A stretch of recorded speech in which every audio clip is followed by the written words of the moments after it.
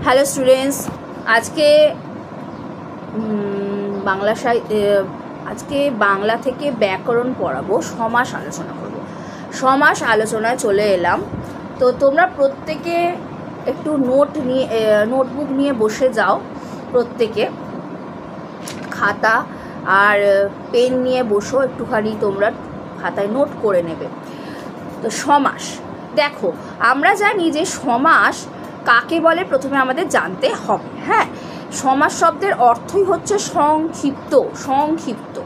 তো দুই বা ততোধিক, যেটা ডেফিনেশন আছে সেটা হলো দুই বা ততোধিক অর্থযুক্ত পদের এক পদে মিলিত হওয়াকে সমাস বলে।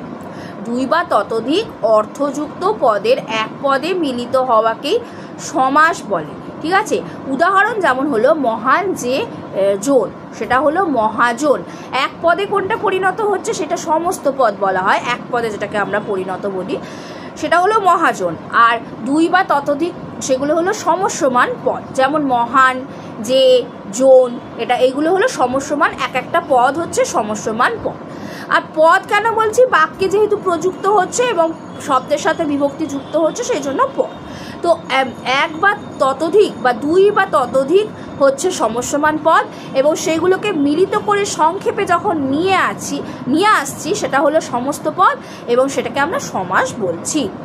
এবার মহান যে জন সেটা হলো ব্যাস বাক্য, আর মহাজন হচ্ছে সমস্ত পদ। এবার দেখো, সমাস এই শব্দের অর্থ সংক্ষিপ্ত, আগেই বলেছি সংক্ষিপ্ত করলাম মহান যে জনকে, সংক্ষিপ্ত করে মহাজন করলাম। তো সমাসের উপাদান আছে, প্রথমত এক হচ্ছে সমস্ত পদ, দুই হচ্ছে সমস্যমান পদ, তিন হচ্ছে পূর্বপদ, চার হলো পরপদ বা উত্তর পদ, আর পাঁচ হচ্ছে ব্যাসবাক্য বা বিগ্রহ বাক্য। এবার ব্যাসবাক্যের আরেক নাম কিন্তু হলো বিগ্রহ বাক্য। এবার তোমাদের একটা কথা বলি, যেমন দেখো মহাজন, এটা সমস্ত পদে পূর্বপদ আর পরপদ কোনটা হবে? মহাজনের মহা হচ্ছে পূর্বপদ আর জন হচ্ছে পরপদ। এবং সমস্যমান পদগুলোর মধ্যেও কিন্তু পূর্বপদ পরপদ আছে। মহান যে জন, এখানে কিন্তু মহান হলো পূর্বপদ আর জন হলো পরপদ।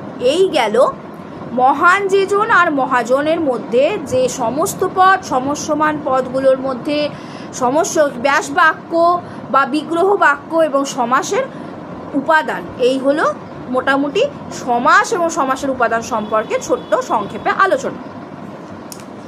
সমস্তমান পদ কাকে বলে একটুখানি ডেফিনেশনটা দিয়ে দিই। দেখো, বিভিন্ন পদ মিলিত হয়ে এক পদে পরিণত হলে তাকে বলে সমস্ত পদ, বা এক পদ গঠিত হলে